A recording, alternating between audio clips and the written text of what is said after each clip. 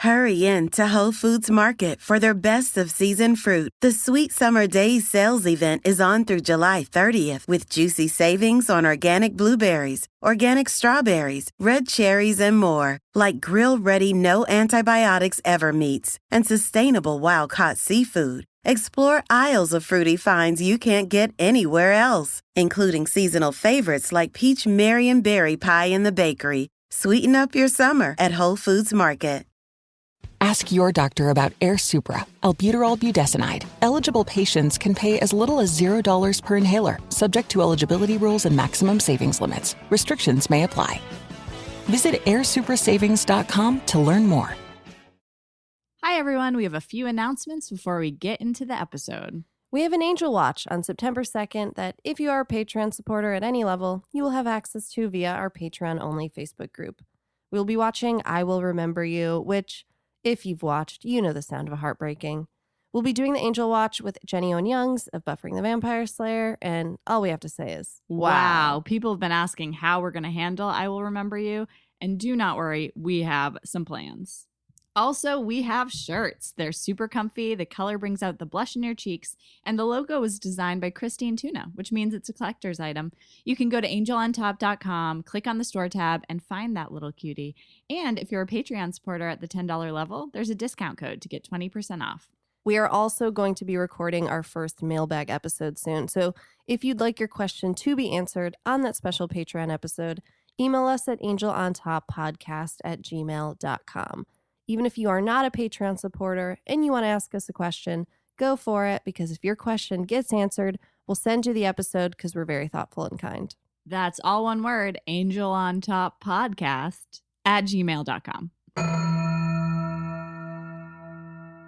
Hello, and welcome back to Angel on Top, a podcast where we watch and discuss every episode of Angel one by one, spoiler-free, in tandem with Buffering the Vampire Slayer. I'm Laura Zach. And I'm Brittany Ashley. And this week we're chatting about Season 1, Episode 7, The Bachelor Party. Stick around until the end of this podcast for an original poem written by us through the eyes of Angel. The Bachelor Party was written by Tracy Stern and directed by David Straighten. It aired on November 16th, 1999. According to IMDb, Doyle receives a surprise visit from his wife. What? Who wishes to end their marriage so that she may wed a demon. What? Woo!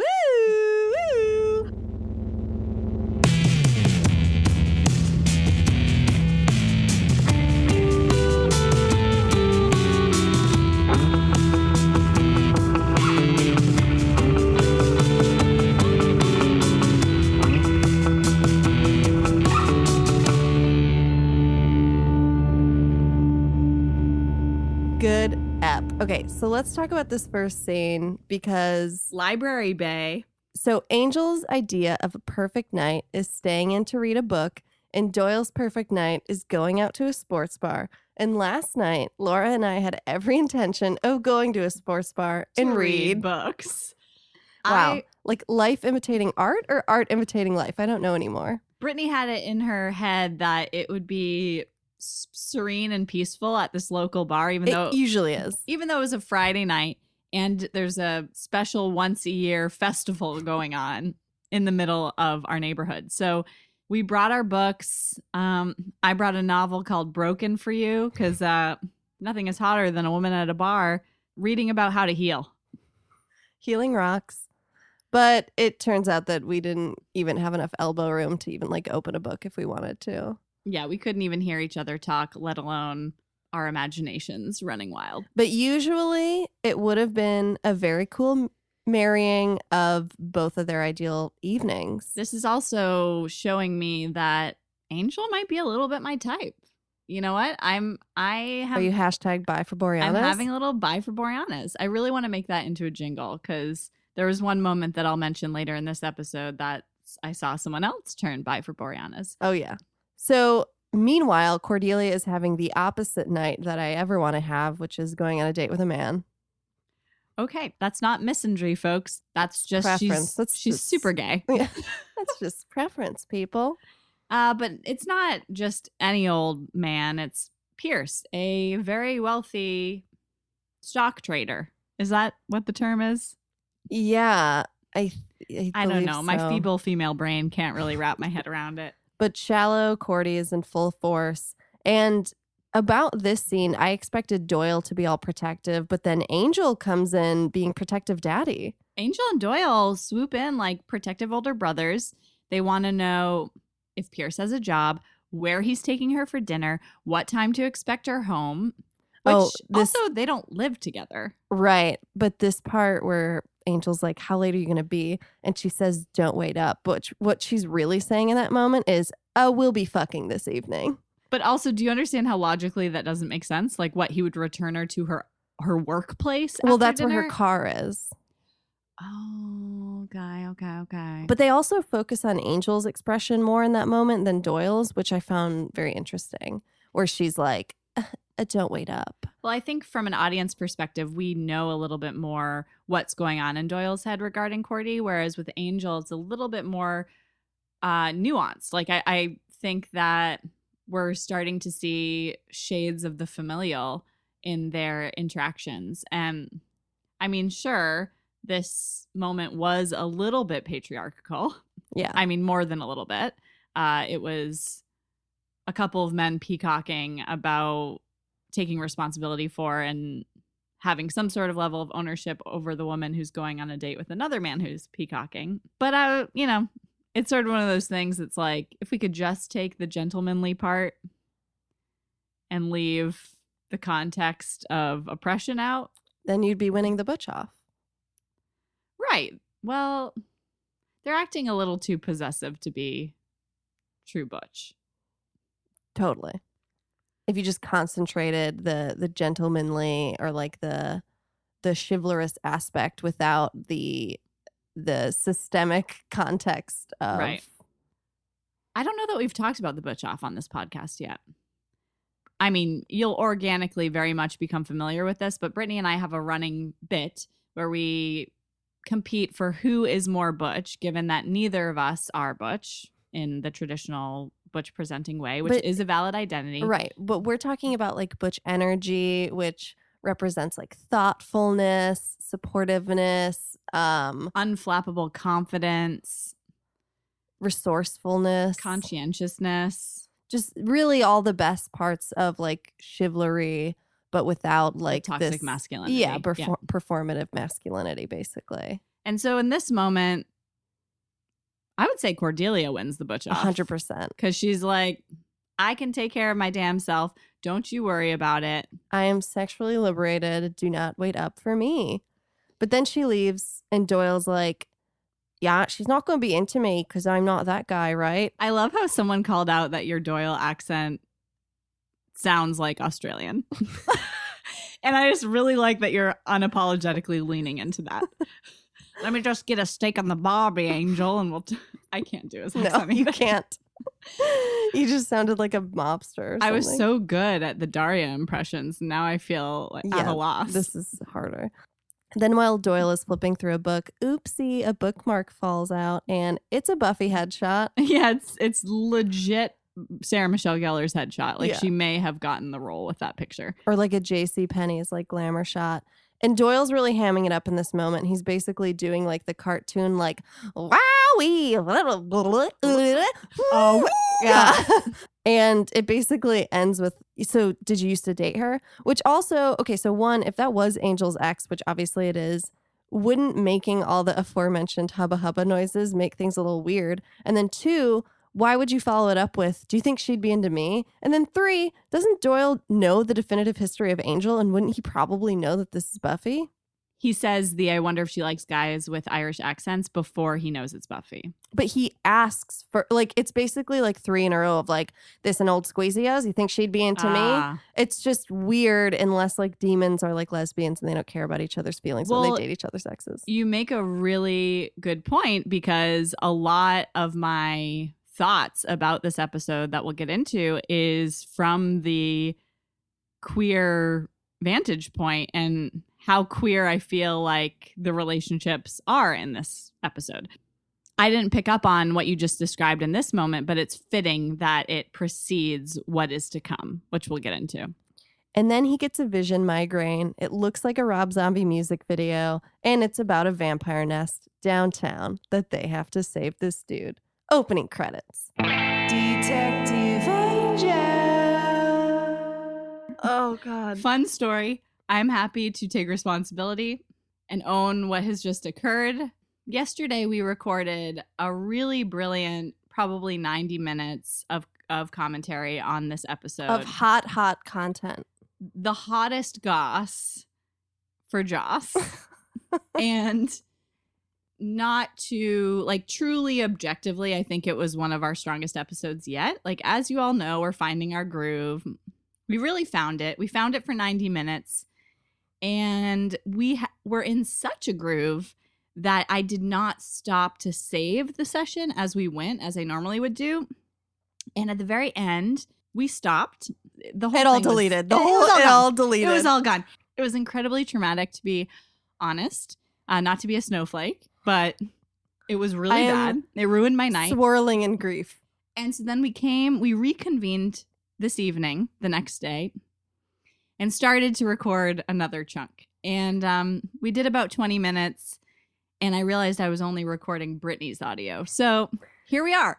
Third time is literally the charm. It's everything stops at 3. So we are going to do it. We are going to deliver. We're going to give you all of the freshest takes. Thanks for being with us. I'm gonna kill you. Thank God Mercury is no longer retrograde as of tonight. We start out with the classic bored on a first date show trope. Pierce and Cordelia, weather trends, soybeans, stocks. Can you imagine anything more exciting? Well, guess what, Pierce? Yes, I can, because it cuts to Angel and Doyle fighting the shit out of these vamp steampunks. Fighting the shit out of them? This is the third time around, okay? Let me take liberties.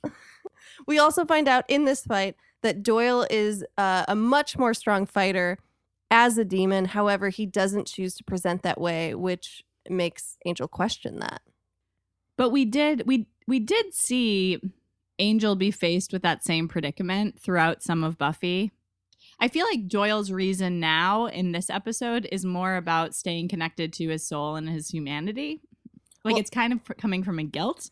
Well, I feel like with Angel, there's a lot of times he can't present as a vampire because of the external factors of being in front of someone who he can't explain he can't be like, by the way, I'm a good vampire. I have a soul.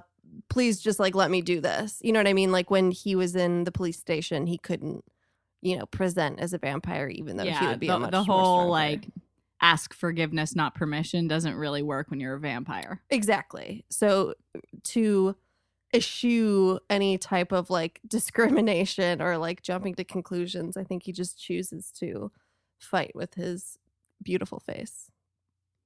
So Cordelia is wrapping up the date. It's clear that there are no amount of infinity pools in the world that could be worth putting up with Pierce's company any longer. And Pierce is all like, I'm sorry you're not feeling well. I was hoping we could fuck.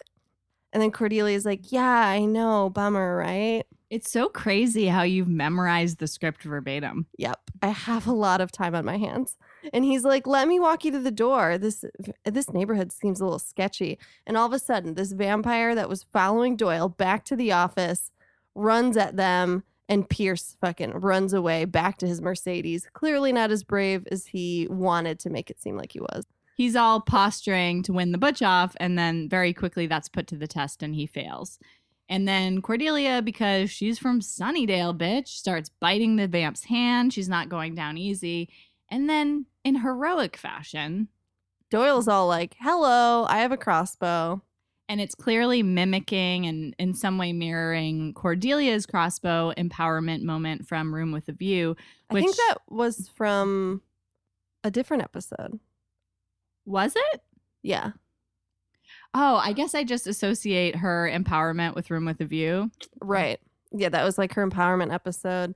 But I think it was the second or the third episode where she was crossbowing. But either way, her crossbow moment. Well, either way, it felt like a visual link between them in an episode where on a larger scale, I don't know about you guys, but it definitely felt like the creators of the show were more so getting behind the Doyle Cordelia potential, or at least wanting the audience to start seeing those synapses. Yeah, because there's nothing more attractive than seeing you and your partner in the same exact pose with a crossbow. I mean, engagement photo ideas, guys. Anybody want to take us up on that? That would actually be really awesome. Yeah. Yeah. But then Doyle, he tackles the Undertaker, and You're just calling that vampire the Undertaker he now. looks like the wrestler the Undertaker, okay? But then he ends up getting the shit beat out of him, and he could turn into his demon self and probably win the fight much more easily, but he chooses not to because he doesn't want Cordelia to see him in demon face. But he saves Cordelia anyhow, and he stakes that vamp with an arrow. And then Cordelia... I got chills. Honestly, this was such a sincere moment where she says, I'm grateful. I ship it. I'm sorry, I do. I feel like we're starting to see a whole other side of him alongside with Cordelia. Yes. And I'm into it. So we cut to the next day, and Cordy is telling Angel the story of what happened with Pierce. And I mean, we're starting to see her character development in front of our very eyes. She's realizing that because she's around Doyle and Angel so frequently, she now expects guys to be brave and interesting. And she admits that even while Pierce was boring her to death about his work and his stock trading, she was kind of prophetically imagining how he would be in a fight with monsters, which it's sort of like her love languages are evolving. Acts of service. She's having more experiences where she's renegotiating what her personal priorities are in a partner. And I think that especially since she's developed this kind of familial vibe with Doyle and Angel, it's sort of like seeing, well, platonic for now, men in your life as a straight woman. And I mean, I'm not saying I am. I'm saying I would imagine. Could you imagine? Oh, God. I would imagine that as a straight woman, the most positive aspects of your brothers and your male cousins and your masculine of center female relatives and your dad would be things that would be appealing in a potential partner. Yeah, if we could even imagine, which we can't. Right. It's pretty hard. Also, it's just nice to know that, like, you can bring your boyfriend over and he'll get along with your cousins and brother and mask of center females and dad. You know? Hell yeah. And she says something like, and the first thing Doyle asked is, are you okay? And we see Angel smiling like a teenage girl. It's pretty cute. He is also shipping it. Yes. And she's like, that's like substance, right? Which very much reminded me of Quinn Morgendorffer in Daria. It felt like a similar storyline in Is It Fall Yet, when she starts to realize that she has a crush on a character that's voiced by Carson Daly, who, you know, is smart but doesn't look the same way that, you know, the men that she typically goes after are, and he just doesn't have the same. Yeah, he doesn't have the same values, and she starts to realize, like, oh, I'm into someone who is smart and puts me in my place a little bit. And it like makes her renegotiate what she's looking for as well. Yeah, it's and in this case, it's also about something I think we can all relate to, of wanting to be with someone who's a good person in a storm, someone who can deal with conflict and grief and trials in life. I don't know. gracefully. I did date a firefighter who was very emotionally unavailable. So even though she dealt with fires, she didn't really know how to deal with fires, if you know what I mean. Are you bullshitting me? No, I swear to God. I dated a firefighter? I dated a female firefighter. Who was that? It was back in Chicago. A Chicago firefighter? She was in the suburbs. Yeah, she was a Lake Forest firefighter. She was a Schaumburg firefighter. Oh, Schaumburg. Nice. Beautiful facilities. I was on a co-ed field hockey league that practiced out in Schaumburg. If there was ever a fire, she'd be the one putting it out. Wow, we're really getting some gold from our third take. And Cordelia also says something that is pretty funny, but she makes the comparison between Doyle and Xander. Like, I can't do this again. I already did this with Xander Harris. I can't be interested in another person like this. Where, I mean, come on. I think that Doyle is better than Xander. I think that right now where buffering is in season 4, I think that the amount of character development Doyle's had in 7 episodes is way more than Xander's had in 4 seasons. And Angel is being a pretty great wingman here. He's being like, maybe Doyle has hidden depths, which is a little bit of like a reference to the fact that Doyle is a demon, but it does seem like Angel supports this pairing, which is surprising because an office romance does not often go well. And he, as their boss, who's already annoyed when they bring like personal issues to him when he's trying to read, probably wouldn't love the drama that would play out. But maybe then he can get more peace if they're like distracted with each other. Themselves. Yeah. Mm. So then Cordelia decides that she's going to ask Doyle to a little coffee date because she's had a change of heart. And of course, it gets cut off by, hello, nurse. By the most my type to ever my type. That's ever your typed. Yeah. Walking in the door. I would say the only difference between Harriet and like 3 of my exes is Togo and Uzbekistan. She's like a more charismatic, more articulate, more emotionally available version of a few people I've dated. But guess who she is? She's Doyle's wife. Oh, damn. I was going to say, Doyle's like, this is Harriet, my wife. Is that from that problematic show? From Borat, yeah. Yeah, okay, cool. That's the I'm trying to bring it back, kind of like quoting Austin Powers again in 2018. I feel like it could come back. You're trying to bring back my wife? Wow, good luck with that. I don't know. I'm happy for you that you found a context in which it works. That must be kind of rare. Yeah. Or feel a little forced otherwise. So this moment of introducing Harriet as soon as Cordelia and Doyle are like about to have their moment. Cordelia is about to lay it out there. She's about to kind of be like, I'm ready. Yeah, this kind of reminds me of a similar moment in Buffy that you will see this season if you haven't already, but it's the same device of using the progression of one relationship, that tension, to be tested by someone who could unintentionally thwart it. It's a great device that Joss uses twice in a year in 2 different. It's like the Lothario complex. When like someone comes in, it was in Don Quixote originally. Oh, I love that show. James Vanderbeek was incredible in it. Where Lothario is the person that the husband who suspects his wife, or I don't remember in the story if they're married. My wife. There you go. That one was just a setup. But the husband suspects the lover and so brings in Lothario to test her commitment. But then, joke's on him, Lothario and the woman end up falling in love. And Sancho Panza's all like, Don Quixote, let's go get wasted. This shit is crazy.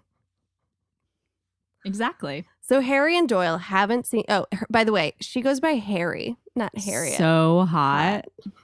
I never got over that. It's like, I feel like liking boy names for girls was one of the most early ways that my queerness manifested without me realizing it was queerness. But still love it. Can't get enough of it. She's giving me hot aunt vibes. She's giving me AJ Langer vibes. She's given me a lot that I have to sit with. So Harry and Doyle haven't seen each other in a while, and Cordelia expects Angel to be just as confused as she is, but it seems like he actually has known this all along, or he's just like playing along with Doyle to like be his bro. Or he's just like super unflappable Angel. Yeah. Like he's got bigger fish to fry. So then Harry's fiance enters, Richard, who is just a limp noodle. And you may remember him from season 3, episode 1 of Buffy, called Anne. He was Ken, the demon who worked people to death, who also lived in Los Angeles, but they're different people, which is very confusing. And for a while I was like, wait, could this be the same character? And that's why like nobody else has this knowledge except the audience that like he's this horrible dude. But yeah, Joss just like casted him twice. He also casted him in Firefly. He's been in 3 Joss shows. He's Joss's muse, low key. Joss is a little bit bi for Richard. And Richard is very hashtag bi for Boreanaz. Oh, yeah. He walks in. He's like, oh, my God. He mistakes Angel for Harry's ex-husband.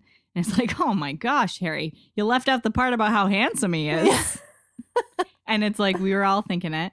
But also, okay, so the thing that I didn't totally get was that they're trying to do like this ongoing bit about how much more attractive Angel is than Doyle. But objectively, as a bi for Boreanaz advocate, I don't think that there's a huge distinction between their attractiveness. No, I think Angel is a little bit more on the nose with his handsomeness. He's a little bit more the stereotypical standard for male beauty. Right, like an Abercrombie and Fitch greeter. Exactly. Whereas Doyle is a little bit more of a slow burn. He's a little squirrely. He's a little Edward Norton. Yeah, totally. He's someone who his beauty is more nuanced and interesting and is tied into you getting to know him better. And then once you do, I don't know that I can think of a more beautiful set of eyes. Well, look at these peepers right across from you. I am. Okay, I don't know that I can think of another one other than yours. Hell yeah. Another pair other than yours. And also his wardrobe throws things a little bit. It does. Yeah. There's almost a slight, like, evolved poly thing going on. Or actually, I won't even say that because they aren't simultaneously in a relationship with Harry. Like, Doyle and Harry haven't talked in many years. But there is something very queer about this. 100%. And I apologize in advance. There's going to be a lot of queer analysis in this episode. So, sorry. This is a scenario that more often than not you'll hear about in queer couples. And of course, you'll hear about it in the context of like the queer community is so small. There's only, especially if you live in the same city, like there's only so many places to go and you groups cannot of friends. escape people you've dated, people that you know are going to date these people, and you're just always going to have to be around them. And so you either have to like, you know, be on good terms with them or perish. Truly. And it seems like Harry, you know, granted, she's arriving into this scenario with a motive. She wants to get the divorce papers finalized with Doyle. So she has an incentive to be gracious and kind to him. But I feel like it's genuine for her. Like she genuinely seems to hold love for Doyle and respect for the time they shared and is trying to do this in the most energetically clean way. Richard's right there with her and is like, I was hoping we could all be friends type vibe. And like, I want to get your blessing. Oh, because also turns out they're engaged. Yeah. Which, scandalous. Totally. She's not even officially divorced. And she's already not just engaged, but the wedding's in a few days. There were a lot of timeline questions I had about this episode. Did you hear the part where Harriet mentioned that they were only married 4 years ago? And then later Doyle says like, I was a kid. I was like 20, like, or 19 when they got married. So Doyle's only supposed to be like 23. Yeah, I think his demon self presented when he was like in his mid-20s. But he would be in his mid-20s now. He'd be like 23 if it works out, because it said that they were married 4 years and got married when they were 19. So, oh, weird. Yeah, I guess that makes sense because Cordelia is only supposed to be like 18. That's true. So everyone is just, you know, Hollywood style. It's like the 30-year-olds in the high school movies. Do you think that I could be on a CW show right now? Absolutely. You could totally pass for 17. Oh my God. Thank you. You're welcome. So a lot of emotional depth in that scene where Doyle and Harry are talking and Doyle needs to wind down a little bit. So he and Angel are having a little scotch and he tells them the story about how they got married young. They were crazy in love. And, you know, they had so much passion but didn't know what to do with it. And you can see in Angel's eyes that he's thinking about how, you know, it's a similar situation with Buffy. You know, it's not the same song, but it rhymes, as one would say. You saw that all in his eyes? Amazing job, David Boreanaz. 100%. Well, I mean, they were really setting up this episode with Buffy and Angel parallels, so that it could get to the next episode. This is a really sweet, like, tender feelings talk. I'm really loving Angel and Doyle's vulnerability with each other. Oh my God, yeah. Especially coming off of the last episode where it was brought into question if being in touch with your emotions is actually a strength. And I'm relieved to see that immediately on that episode's heels, there's an example of like that openness. Yeah. And so Doyle is telling us basically the lore of like his demon past, which is that he didn't know that he was a demon. And when he was with Harriet, all of a sudden it presented, and his mama never told him. His dad was a demon, and she didn't know if it would ever present in him, which also adds to the list of like bad or absent dads in the Whedonverse, because he had never met his dad. And, you know, Doyle and Harriet were thinking of having kids, starting a life. But then the discussion halted when he turned into a demon, and so they split. Or at least that's his narrative. Right, exactly. You know, obviously, in some ways, Doyle is trying to match how evolved Harriet is being. But it's one of those things, too, where when you go through a breakup or, in their case, some sort of separation, like, no one ever grieves in the same timeline or like proportional as one another. So sometimes if someone's moving on with a new person, there's a level of grief for their old relationship that they aren't presently feeling. And it feels like this might be one of those cases where Harriet may have already done a little grieving when they separated, but she is happy right now. She's starting a new thing. There's new energy around that. And Doyle is having to confront for the first time how tangibly she's moving on. So he's trying to be cool with it and roll with it, but really he's kind of like bubbling under his skin. And as soon as there's a moment to potentially say anything negative about Richard, he jumps on it. And that's when Angel even makes like the slightest suggestion that there's something off about Richard. And Doyle's like, oh yeah, he's evil, isn't he? Will you tail him? So Angel does tail him. Like a really good bro. Yeah, and he's like dropping from the rooftops, and his duster is making cape noises to show us that like this dude's like Batman. And Angel follows Richard to his family's steakhouse, and Harriet's there waiting for him, and Richard has a little sip of rosé and turns into a demon like we all do. You know what I mean? And we're meant to believe that she doesn't know he's a demon. So Angel is coming in and is like, I'll save you. And she's like, no, I know he's a demon. She's like, yeah, duh. And she's like, Doyle put you up to this, didn't he?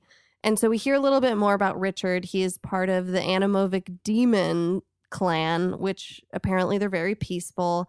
And now Harriet studies demons. She's a demonologist. I hate to keep making it queer, but know what this reminds me of? Internalized demon phobia? That, first of all. Secondly, it reminds me of when like you have a young gay relationship where one or both of you are still closeted in some way, and say that you're dating a girl, you're in high school, she's not cool with being out publicly, she's not cool with holding your hand. That ends up contributing to why you break up. And then fast forward a couple decades, she's marching in the parade. She's the mayor of West Hollywood. She's on the stage, Ellen Page giving a speech to the HRC and going to Tokyo and interviewing queers for a documentary. Yeah. I mean, I know you bring this up because I dated Ellen Page back when we were both closeted. As a podcast network, our focus is bringing you shows you love to listen to. But we also sell merch related to those shows. And partnering with Shopify has made that both possible and simple for us to do. Shopify is the global commerce platform that helps you sell at every stage of your business. Whether you're selling scented soap or offering outdoor adventures, Shopify helps you sell everywhere because they've got you covered, from their all-in-one e-commerce platform to their in-person POS system. What's so fantastic about Shopify is how, no matter how big you want to grow, They provide everything you need to get control of your business so you can take it to the next level. Businesses that grow with Shopify. Sign up for a $1 per month trial period at shopify.com/realm. That's all lowercase. Go to shopify.com/realm now to grow your business, no matter what stage you're in. Shopify.com/realm. Restore your vehicle's engine to run like new with Valvoline Restore and Protect, now available at Advance Auto Parts. It's the first motor oil ever to remove up to 100% of engine-killing deposits. That's right, 100%. Stop by your local Advance Auto Parts store today and get 5 quarts of Valvoline Restore and Protect Premium Full Synthetic Motor Oil for only $33.99. Up to 100% piston deposit removal when used as directed for 4 more consecutive oil changes at standard maintenance intervals, based on adapted sequence 3H testing. Hey, it's Kaylee Cuoco for Priceline. Ready to go to your happy place for a happy price? Well, why didn't you say so? Just download the Priceline app right now and save up to 60% on hotels. So whether it's Cousin Kevin's Kazoo Concert in Kansas City, go Kevin, or Becky's Bachelorette Bash in Bermuda, you never have to miss a trip ever again. So download the Priceline app today. Your savings are waiting. Go to your happy place for a happy price. Go to your happy price, Priceline. Stop. My first girlfriend. Can we get that rumor started though? Sure, you heard it here. Brittany's most serious ex, Ellen Page, was her great love before she came out. It was like in the biz. She's like, babe, you know I love you, but Juno just came out. Like my career is skyrocketing. Yeah, and that like speech she gave for the Human Rights Campaign, it's like these are all things that like I would say to her in a fight, and it's like hearing these words on stage. They were your words? 100%. So you would just be like casually while you're hanging Today, out. I'm here because I'm gay, Ellen. That was just like your typical breakfast routine. Yeah. Wow, I'm so sorry. That must have been really hard. Yeah. Yeah, Juno coming out was a very dark time for me. But in all seriousness, not that you're not being serious, my first girlfriend looked a lot like Ellen Page, so much so that she would leave me little love notes in college where she'd cut out magazine pictures of Ellen Page and like have a little voice bubble of her being like, hey, babe, love you. Hope you're having a good day. That's very triggering for me. And that was before she came out, before she used your words. I'm well aware when she came out. I mean, just another thing that connects you and I, though. It's true. It is true. Uncanny. So, but you know what I mean, though, 100%. Right? So Harriet is the Ellen Page in this situation. Yeah. She's like not only become cool with demons, she's become passionate. It has become her entire life. And she gives us a little more, she paints the picture a little more of what actually happened with she and Doyle. She's like, Doyle couldn't accept himself. I even tried to get him to go to the mixers, but he wouldn't do it. Ellen. Yeah, it truly is internalized demon phobia. And so then he wasn't ready to accept himself, and so he couldn't truly be a partner to someone else when he had so much shame. Which I think he's also working through because he doesn't want to tell Cordelia about it, and he doesn't want to present that way when he's fighting either.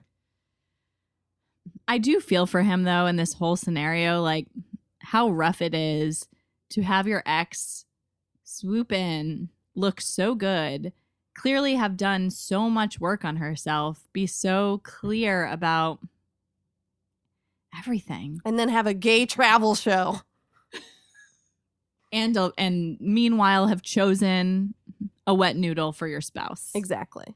Once Angel tells Doyle kind of the gist of like, Richard is a demon, Doyle realizes she left because of me. It wasn't because I was a demon. It was because it was me. And that warrants him, or that prompts him to sign the divorce papers.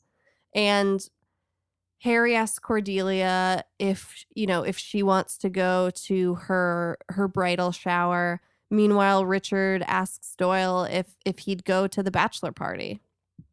Again, so gay. And I did attend my first love, who looked like Ellen Page's, bachelorette party and wedding. Was it so fun? No, it was so uncomfortable. And again, I was pulling a Doyle. I was trying to be there for her, trying to be cool. And we had been done long before, but it was still emotionally raw. It was one of those, like, it took us longer to break up than we were together even. Like, it was very on again, off again and angsty. And the angst brought us right up to the beginning of her relationship. And then she got engaged very quickly. And again, she kind of pulled a Harriet where she was like immediately very happy and moved on, but I was still in the angst. And so she wanted me to like forcibly be where she was and be comfortable with being friends with her fiance. They lived down the street from me in Chicago. I couldn't avoid them. We're actually totally fine now. They still live in the suburbs of Chicago. They have 2 beautiful children, and I genuinely do care for both of them now. But at that time, it's so hard. Like, even if you are over the person, that is such a huge thing. Like, their vows were about feeling about each other in this superlative way that had never been achieved before in their life.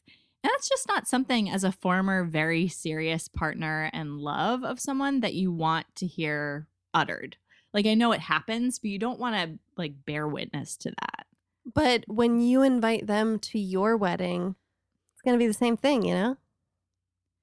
Well, I hope not. I hope at that point she'll be so far out of it that... No, I think she's still in love with you. I don't think so. No, I have a feeling. We're not talking about Ellen. We're talking about she who looked like Ellen. Yeah, you're right. Are you talking about yourself? You know Ellen got married. Oh, I know. Invite must have got lost in the mail. You were spared, honestly.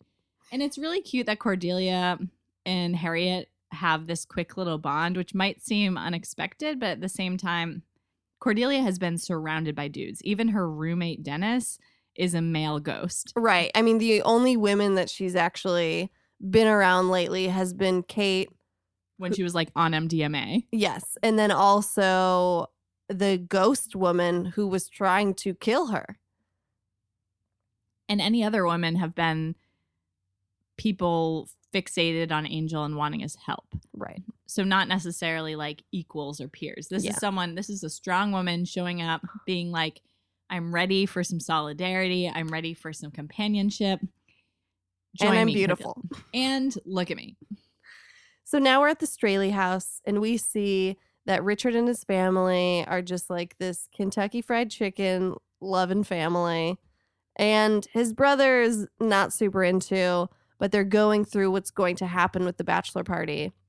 And we see that Richard is a little bit more conservative in the way that like he's not fully sold on having a stripper at his bachelor party, but they're going through the rundown of what's going to happen. And they get to, and then we'll have the ritual eating of the first husband's brains and then charades. And then just a classic comedic beat of one of the cousins being like, wait, what did you just say? Charades? Come on now. So it's clear that this family has more going on, which was fun because it was a total misdirect. Like, they made us suspicious of Richard alongside Doyle and Angel. Then they disproved that we had anything to worry about. They were letting us settle in. I thought for a minute that the rest of this episode was just going to be like fun and about bachelor parties, or that there was going to be like an outside force that the Demon family and Doyle and Angel had to fight together. But au contraire, Doyle's initial instincts were correct. And honestly, anyone who uses the term hun bun, it's got to be bad news. Whoa.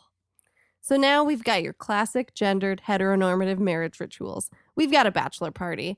We've got a shower with pornographic password as a game. And we're at the bachelor party. And Angel came with Doyle as his date, which was very sweet. But obviously that throws a wrench in what the Straleys were planning.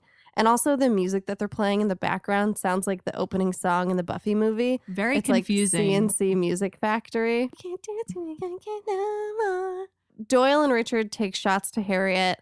And this scene was weird where he's like, tell me what she was like all the years that she was with you. Like, let's relive your heartache. Please tell me how wonderful she was before she was with me. And then kind of like a mirror to that beat is we cut to Cordelia and Harriet talking at the shower. And Harriet is sort of volunteering what Doyle was like in a way that's clearly like meant to be painting him in a comically idyllic light. Totally. Like, yeah, he like, you know, when he wasn't volunteering at the soup kitchen, you know, he was getting supplies for his third grade class because he was a teacher. And Cordelia's like, are you sure he wasn't held back and just used that as a cover story? But then the stripper hath arrived, and nothing gets me going like elbow-length gloves. In a nice shade of turquoise fur. Her eye makeup was pretty impressive, but that was not the vision of a woman who likes her job. It was just very like aggressive and angry, the way she was dancing. And I didn't understand how it was meant to be attractive. It was clearly like the level of ratings that they were allowed to do on cable. It was like as risque as they could get, which wasn't very. Right. It was just like grinding a little bit on the arm of the chair. Yeah, and just kind of like spinning around and like rubbing the arms of the men. Yeah. I don't know what dudes are into. Maybe that was really hot. Let us know in the comments. So Angel decides, this is not for me. And he follows the brothers up to some side area. He's still suspicious. He ends up seeing Richard's uncle doing this ritual with blood, and he memorizes the line and decides to call Harry, the demonologist, and asks, how's your Eretuscan? And then tells her what the line is so that she could translate it. But he turns around and Richard's brother punches him in the face. And then these other guys come in and nobody can hear the commotion because obviously the stripping is just too hot. And then they end up throwing Angel out into a dumpster. I was surprised that they could overpower him so easily. He also didn't present as a vampire. Maybe he's trying to learn from Doyle and immediately failing. Right. Well, perhaps it's like maybe your strength lies within accepting your shadow self. Right. And using it where it's going to be helpful. Yeah. So now Richard and Doyle are having a little chat. And after all of this, Richard is like, will you give me your blessing? And Doyle has this like really emotionally mature moment where he's like, you know, I didn't make Harriet happy, and now I don't want to stand in the way of her happiness. You get my blessing. And Richard's like, everyone, he gives his blessing. He consents. But that's not how consent works because he didn't know what he was consenting to. Speaking of consent. Hell yeah. Flirting, understanding, consent, and kissing. Flirting, understanding, consent, and kissing. Fuck watch. I mean, dare I even ask?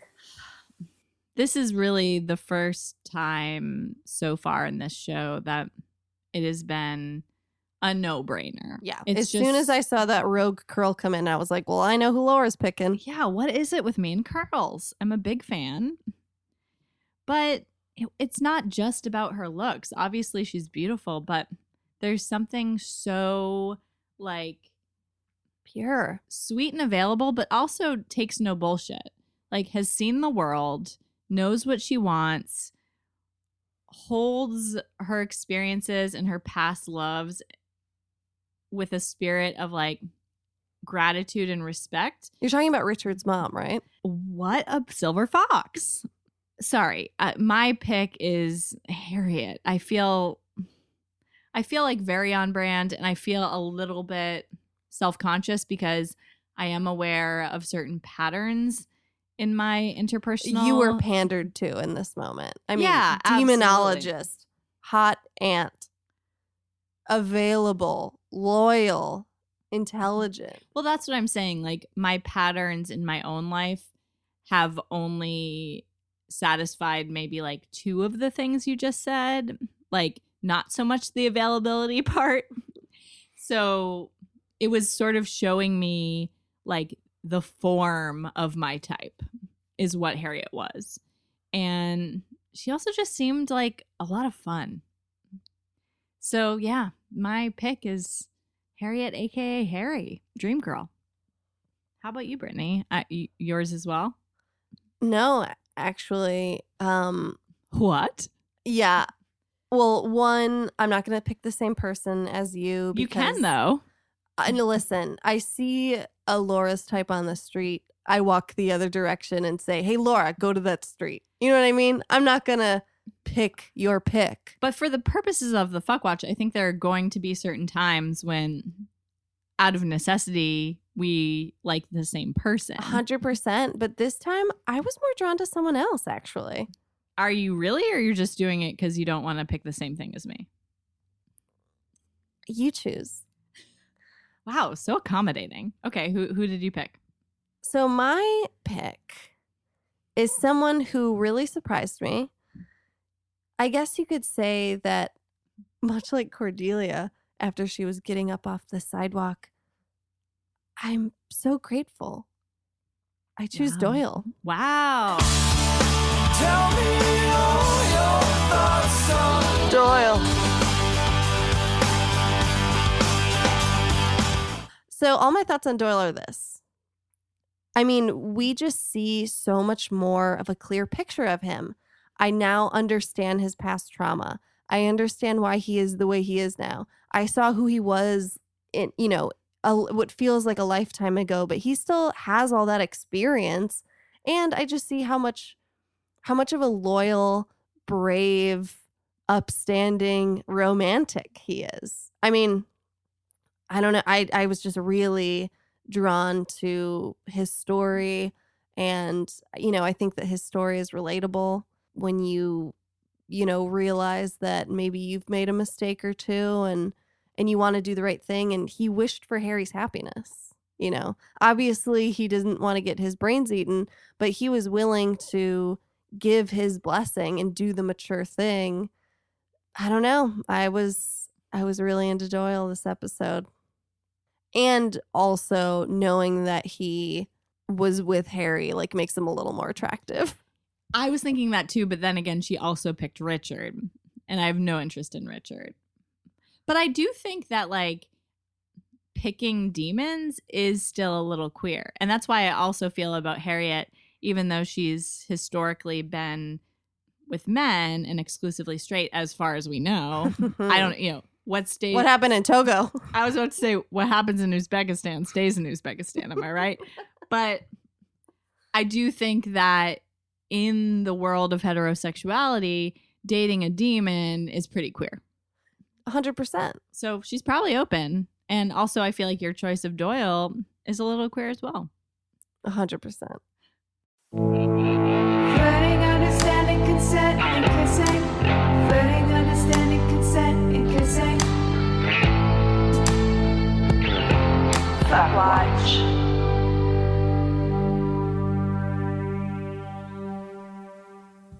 Whew, that was great. Oh, good times. So, unfortunately, though, this family does not understand consent. No, because Doyle is in this contraption. It looks like a magician's chest.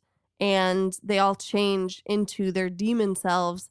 And they're ready to eat a Doyle's brains. Literally, their version of consent in this scenario is coercion. It's like a men's rights activist being like, she went on a date with me, so she was saying she was down to have sex with me. Totally. It's like missing all the steps in between and the communication in between. And meanwhile, we see that Harry and Cordy are looking up what this line meant, and they're reading this translation and is like, wait a minute, it translates to ingesting past love. Excuse. But I do... A squeeze. That's a Doyle. Excuse me? I do want to interrupt for a second to ask a very sincere question. I am allowing you that space. About this episode. Obviously, Harriet is incredibly comfortable with demons. It's her whole career, her line of study. She is with a demon. Her ex is a demon. She's very out about demons. And I don't think it would occur to her to at all hide or be closeted about the fact that Doyle is a demon. And we didn't see at any point in this episode Angel or Doyle saying something to Harriet to be like, oh, by the way, can you not tell Cordelia about me? So it's very surprising to me that I really thought this episode that Cordelia was going to find out that Doyle was a demon. And I didn't necessarily think it was going to come from him transforming in front of her. I thought it was going to come from her being around his ex-wife and the ex-wife's fiance's entire family, like casually bringing it up. Yeah, no, that's a great point. And I can't pretend to be as surprised as I was when we recorded this the first time, but to try and recreate that. Oh my God, I never even thought about that. You can tell me what a good point it was again. That is such a good point. Thank you so much. But yeah, that really, and we'll see in the next scenes that there is a close call where she almost discovers it. But again, it just seems like it'd be super weird. It would be, again, like someone's ex coming into town and Cordelia thinking it was just their roommate. You know, like it was never brought up like, oh, no, we like fucked. Like we were like gay together. You know, that part was left out. Totally. Like Cordy is missing that. So Richard and Doyle, like this is about to go down. And Doyle's like, Harry's never going to be into this. And Richard's like, no, I think Harry will be fine with it. She respects all of our traditions. And Doyle tries to take back his blessing. But meanwhile, Angel gets back up from the dumpster. Speaking of bye for Boreanaz, this moment. Stares right into the camera and he goes into vamp face like, I'm back, baby. And then that busting through the doors moment. Oh my God. Opening credits worthy scene. They had to break a door frame for that shot. That was the one moment where I hesitated on my fuck watch pick because I also have not chosen Angel yet. Oh, me neither. So Angel comes in. He starts beating the shit out of everyone. And Doyle cam shows that he's just rolling around helplessly. But then he goes into his demon face. Like he's accepting himself now. And he gets these like really beautiful shade. He gets this like really beautiful shade of ruby red eyes. And he goes into like this badass fighter mode. And then Harry and Cordy come in. And Harry stops the whole thing. The boys are being scrappy and fighting, and then the ladies come in and ruin their fun. Hey, fellas. He's like, babe, this is just for guys. This is just guy stuff. Don't worry about it. And Cordelia is like, demons are disgusting, blah, blah, blah. She grabs a drink tray and not realizing that it's Doyle because he's presenting as demon, smashes it into his face a bunch of times. And then all of a sudden, Doyle like disappears off camera and comes back presenting as a human. And she's like, oh my God, what did they do to you? Because he has like the little marks, like marker marks on his head to show where to cut, which I mean. Come on. Yeah. I think we know where to cut into a skull by now. Yeah. I think we know where the brains are. Hello. So Harry asks Richard, were you planning on telling me? And is pissed because she's like, you were planning on starting your lives together with deceit? You know how I feel about these barbaric customs. And then his brother calls her a racist, which, Yeah, they're trying to frame her disapproval of these old customs, which admittedly they have not used in centuries because it's something that's specific only to when someone in the family marries a divorcee. It's clear that going through with this tradition is not a physical or spiritual necessity. It's truly just because of honoring tradition and customs. It's not like one of them will die if they don't do it. And so it made me wonder if like the family members were already a little bit disapproving of the fact that Harry was human and this was sort of a test. Like, totally. All right, if she can really roll with us the way she says she can, she should be okay with this. And she really loves you. And I think that the line that really drives that home is, who wants a wife whose knees only bend the one way? Oh, that made me very uncomfortable because, again, I thought about Richard's mom. Yeah, and didn't want to think about her that way, despite my joking previously. Yeah. So there's this really beautiful scene where basically Richard's like, I'm sorry, but we have to complete the ritual. Otherwise, my family will never consent to this marriage. And Harry looks over at Doyle, and then she grabs Richard's hands, doesn't say anything, and then walks away. And when she walks away, Richard pulls up his hands, and the ring was there.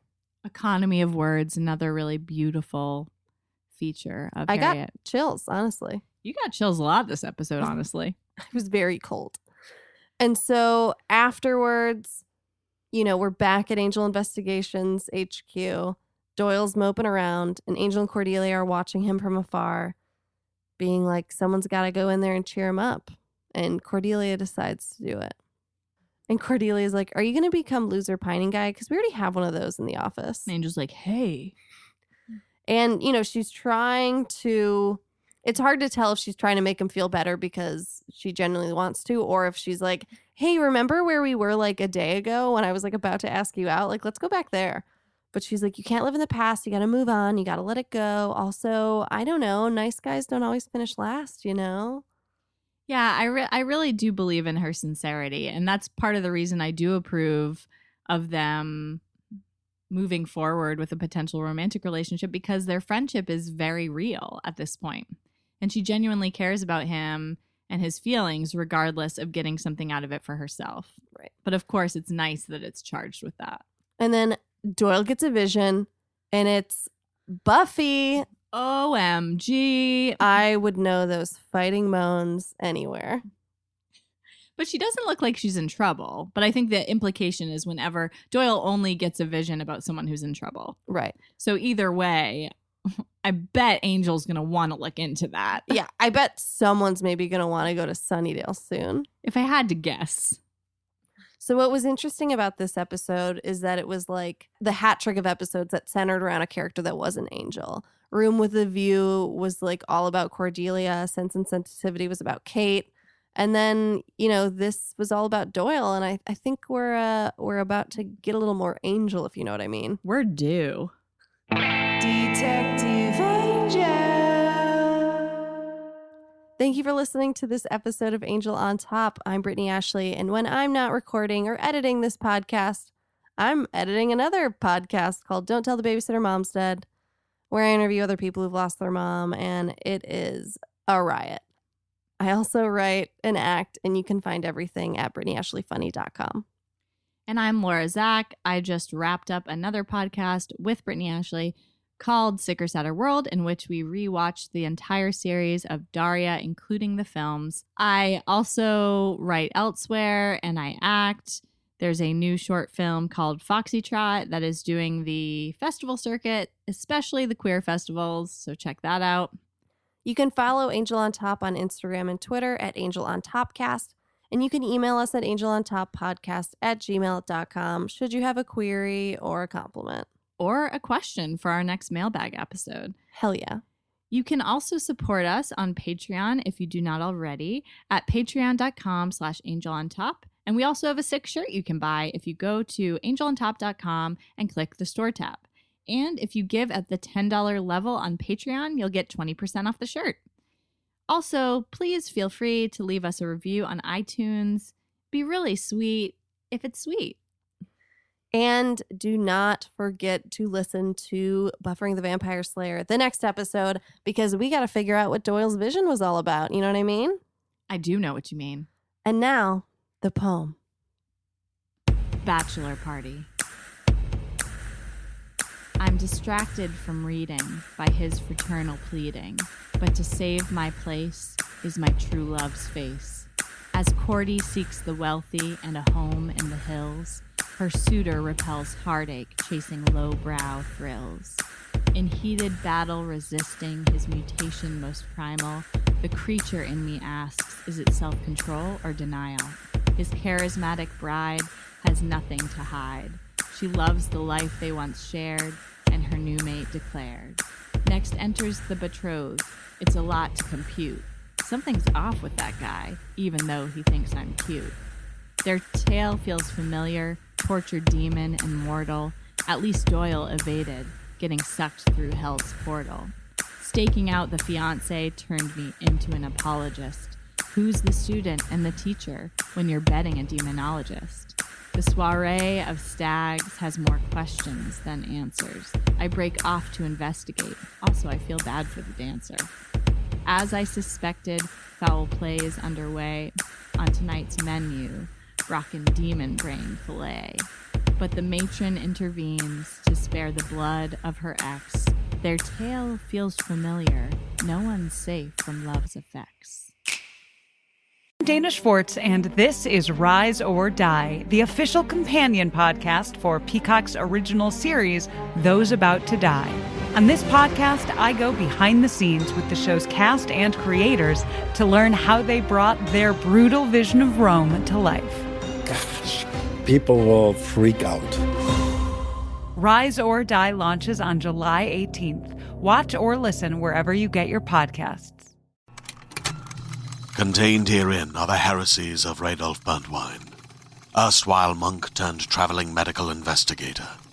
Join me as I uncover the blasphemous truth of a plague-ridden world, that ours is not a loving God, and we are not its favored children. The heresies of Radolf Burntwine, coming January 2nd, wherever podcasts are available.